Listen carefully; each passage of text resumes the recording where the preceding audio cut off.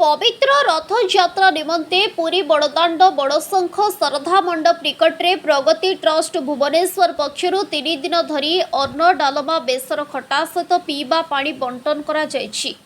अनुष्ठान प्रतिष्ठाता गदाधर बराल अध्यक्षतार प्रशांत विद्याधर, धनेश्वर साहू, रिंकी बारिक, माधव साहू, बटकृष्ण बारिक सहित अनुष्ठान समस्त सदस्य सदस्या परिचालना करिबारे संपूर्ण सहयोग करथिले। नमस्कार, जय श्री जगन्नाथ, जय श्री जगन्नाथ, जय श्री जगन्नाथ। मोर नाम माधव चरण साहू। मु प्रगति ग्रुप रो जने मेंबर सदस्य। आम निमित्त मात्र से प्रभु सेवा कार्य आम आसी एठी सेवा प्रदान करछु।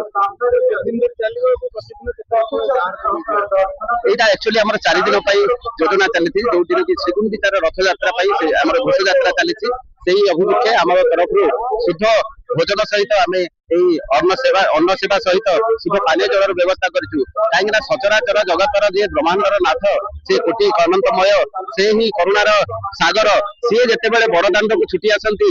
कोटि ब्रह्मांड ठाकुर गोटे राजा आसिले जमी प्रजा मैंने व्याकुल हमें देखा स्वागत करने आई ब्रह्मांडर राजा जी सी आसी श्रद्धा मैंने कोण अनुकोण देश विदेश जो देखिए अनेक श्रद्धालु आसती।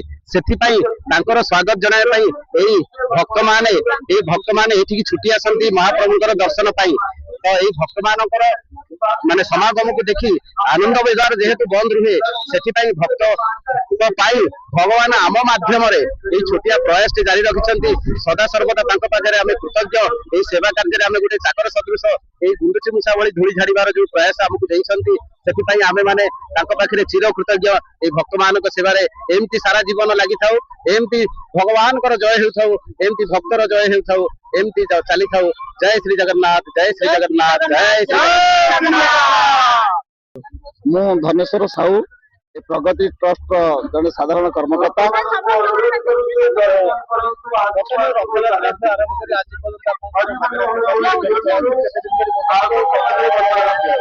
एटा आमर विशेषकर 4 दिन धरिक कार्यक्रम चलता।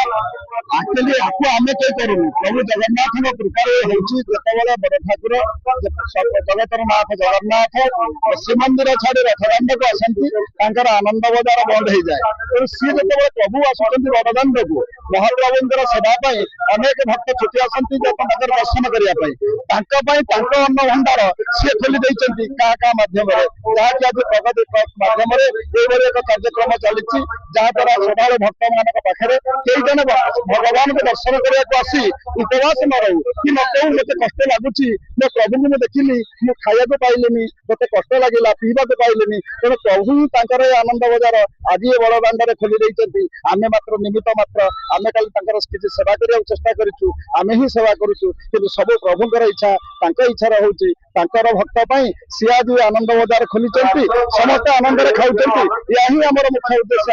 ये कार्य को केते लोक पाखे पहुंचे पारे जिते भक्त आज जोड़ी पारे आम सेवा करने प्रस्तुत अच्छु।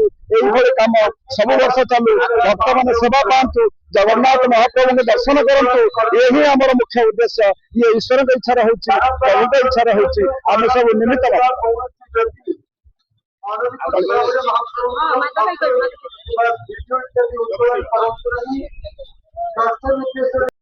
पुरीरू रमेश साहू रिपोर्ट, संघर्ष टीवी।